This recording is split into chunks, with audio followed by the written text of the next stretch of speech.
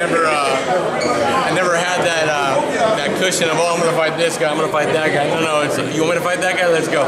That's why I'm in the business, and a fight is what's gonna happen. Literally, you have two guys. Victor is talented, but come September 30th, it's time to fight.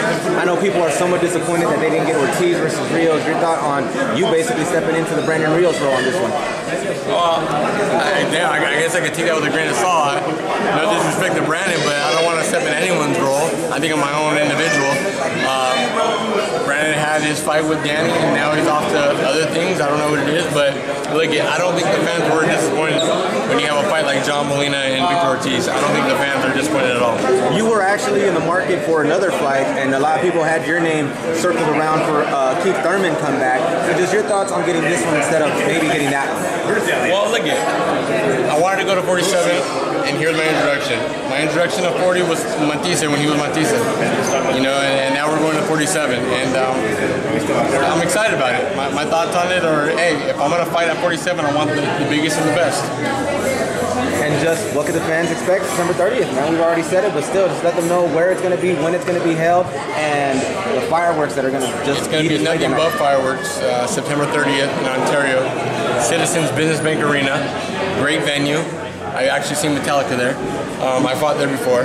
Great venue, and it's going to be a night to remember. I mean, this fight does have all the trimmings of a barn burner for sure. Thanks for your time, man.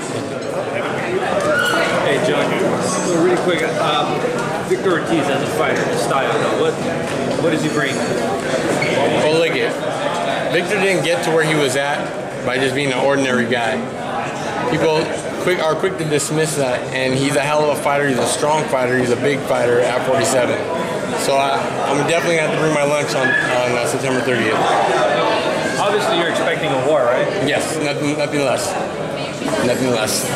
When you said you called him out at the Mayweather-McGregor thing, not really called him out, but just kind of like, hey, I'm moving 47. It was more of a candid, kind of like a joke, if you will, because me and Victor have known each other a long time in this boxing career. You become friends with certain people in the industry. And I walked up to him, I grabbed him and said, hey, I'm coming to 47, I'll see you soon. And I kind of like bumped him. And then we get the phone call, here it is. I said, oh. And actually, tell you the truth, I was going to ask him about it because I was wondering if he thought about thinking, wait a minute. But he said that earlier but it was literally just a conversation for me to strike with him, and now it came to be.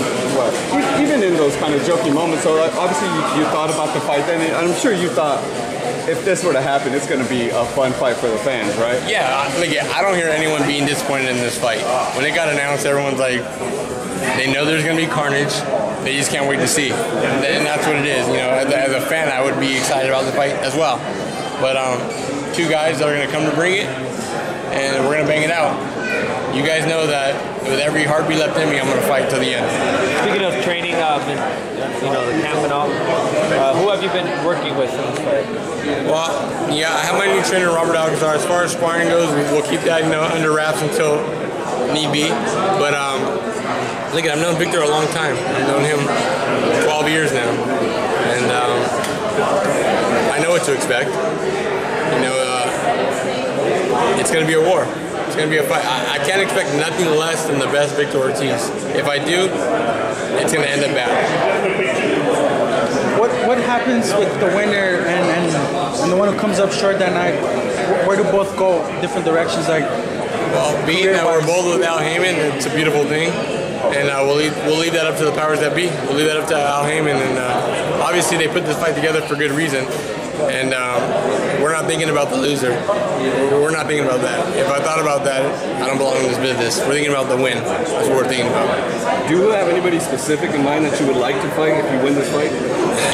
I really, again, it sounds, the way everyone says it, but I can't think past Victor. I really can't.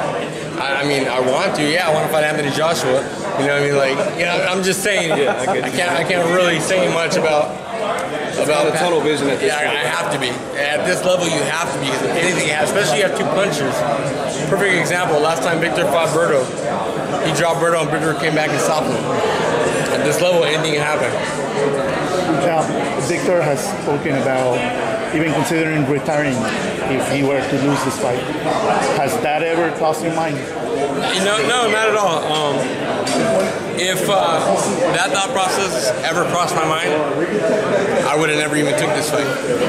You can't have the big R word lingering in your head. That's bad. If that thought process is in your mind and you're a fighter, you don't belong in the ring anymore.